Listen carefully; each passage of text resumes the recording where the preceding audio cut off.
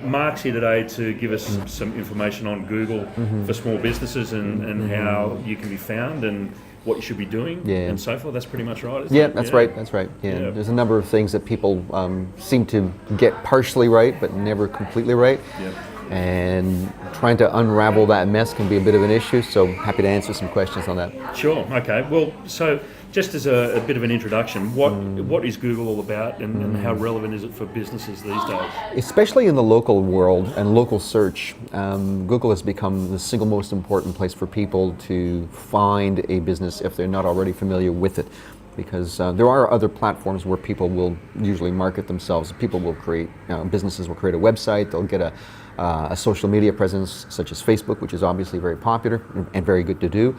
But when it comes to, as a consumer, if you're looking for a business that you don't know anything about, the first point of call is usually going to be Google. And often that business, if it's location-based, is going to be on Google Maps.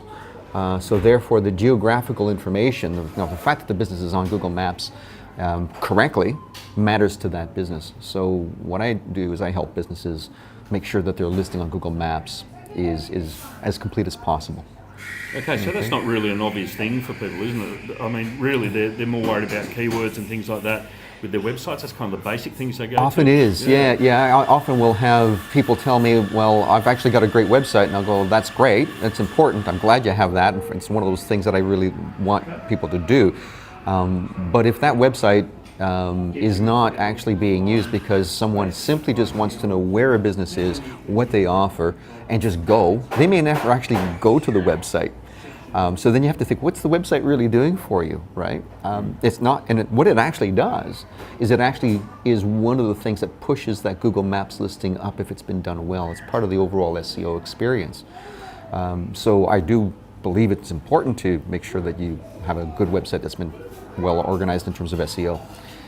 That's something that your web developer has to do for you. I don't do that part of things, but definitely getting your Google Maps listing thoroughly completed and very well established, and staying on top of it is very, very important. It's the first point of call I tell people if they're actually starting a business and they're a location-based business or a local business, sort that out first. It's the easiest thing to sort out, and it's free, which is one of the great benefits. Great, excellent, super, perfect timing. Great. Thank you very much. Thank you. Solate, thank you. Great, thank you so much. I should just mention that we're at Cake and Plate at Niagara Park today, and this is one of my favourite haunts. I think it's a great little comfortable place to. I've been here a few times myself. Absolutely, yes. That's good. So you're pretty particular with your coffee. Yes, so, I am. Yeah, must be pretty good. It is. It's very, very. It's a choice location. One of the things I find often is confusing for people is they don't realize that even though their business is actually already on Google Maps, they may not know how it actually got there. They just think it's supposed to just be there. And what's actually happened is that some time ago, Google started to populate businesses on maps because they would have realized that that's good quality data. And it's something that they could eventually use to market with, obviously, because the fact is that if you've actually given Google a lot of information about your business, they can correctly position you. And that's one of Google's major purposes in the world, or their view, or what their mantra is to help organize the world's information in an easy to find way. So that's really what that's about. So, but if that information is on Google Maps, what if it's wrong? What if the address is wrong? What if the hours of operation are wrong? What if the photos don't represent the business properly? What if the business is closed? There's all these things that could actually be incorrect on Google Maps.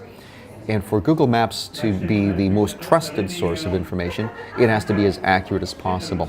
And that's when the process of verifying a business, or where the business actually chooses to verify their business on Google Maps, is really the most important thing that they can do. That's the first step to controlling and protecting their brand online. Okay, yeah. So I mean, Google, just the average user thinks of Google as the search engine where you just go and, if you want to know something about, that's right. You want to find funny cat videos or something, you that, and then you go to YouTube. But I mean, or if you want to, seriously, if you do want to find something about a local business, you just go and type it in. But for your own business, I mean, Google's a pretty powerful kit of tools, isn't it? It is. It is the kit of tools, really. Quote me if I might be off on the number exactly, but the last survey that I saw in terms of Google's importance in search in Australia is 93.16% or something like that. It's really high. It's incredibly high in terms of what part of the search market that they actually have. So it's really important to make sure that you show up on Google properly. And if a business has an address listed, and they have competitors, automatically there's going to be what's called a 3-pack. You'll notice often there's a little map on the at the top of the search results that'll show the first 3 businesses that are either the closest or the most prominent. And what causes prominency in search, so that it's on page 1, are essentially the relevancy of the search, the recency of the search, and the proximity. Really, it's really important that you be close to it, but also that the content, the SEO that's actually driven it to get there, has been done recently. So keeping that information up to date on there is really important. That's why I encourage people to put up a lot of photos, and obviously to put up virtual tours, which I shoot, but to make sure that they continue to update that information. And one of the other areas that you'll probably see a lot in your Google My Business listing is reviews, right? Inside of reviews, you'll probably notice that some reviews are new and some are older, and if you're like me, you'll probably read the more recent reviews first. That's right, yeah. Because that's what's probably going to be most trustworthy, okay? So getting recent reviews and a consistent flow of reviews is also very, very important. So those are all factors that help grow the relevancy of search for Google. Okay, so if you were going to list the main few points that small businesses should be looking at, what would they be? Okay. Say the top number one things in terms of your Google My Business listing is number one, verify it. Okay, get it verified. Make sure that once you've done that all the information is absolutely accurate.